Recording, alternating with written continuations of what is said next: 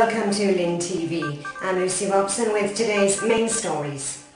Blue skies were the order of the day this morning as crowds thronged PAPHOS harbour to watch and participate in Theophania celebrations. Theophania, known as Epiphany in English, symbolises the purification of mankind.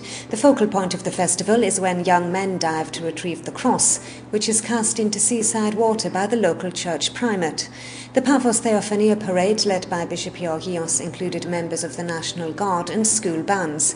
It started at Theoskepasti Church and travelled along Posidonius Avenue through the harbour thoroughfare to the quayside for the cross-throwing ceremony. Traditionally an activity for men and boys, this year a girl also took part in the dive along with about 20 other swimmers. The ceremony closed when Bishop Georgios wished the assembled crowds a happy 2010. Harbour cafes were busy with customers, a welcome sight after business complaints about a slow Christmas.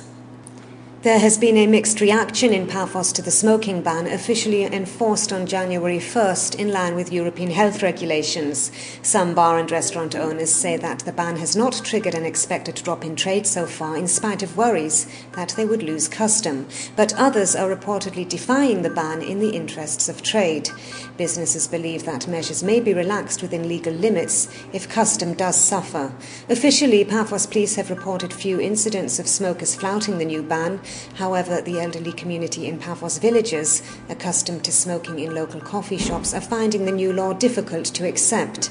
Breaches of the ban, which includes indoor entertainment, sports facilities, stores and offices, as well as some outdoor venues, carry fines of up to €2,000.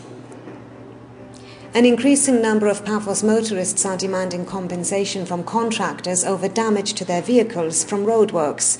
One motorist told Lynn TV that he has had to have significant repairs to his car due to driving into potholes and over raised areas.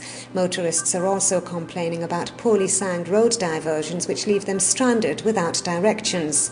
Drivers are complaining in particular about works in Clorica, which are being undertaken for installation of a sewage system. National news. On Tuesday, the government assured real estate owners that proposals for tax on immovable property would only apply to portfolios worth more than €1 million and only on assets that are not occupied by the owner. The government announced the plans last week, claiming that the move would reap €500 million a year and prevent Cyprus from coming under EU supervision over its deficit, projected by the EU Commission to be at nearly 5.7% this year, over the 3% block ceiling. The state has come under fire for the proposed measures, with critics describing them as demotivating. The state has also been accused of placing the burden of the economic woes on the private sector, while the public sector, which accounts for 25% of the €8 billion budget, will not suffer. Intensive talks on the Cyprus problem have been rescheduled, with President Christofias briefing his counterpart in Greece on progress between sessions. This week, Christofias met with Turkish Cypriot leader Mehmet Ali Talat for talks on European matters. 2 3-day intensive talks have been rescheduled for January 11th to 13th and 25th to 27th.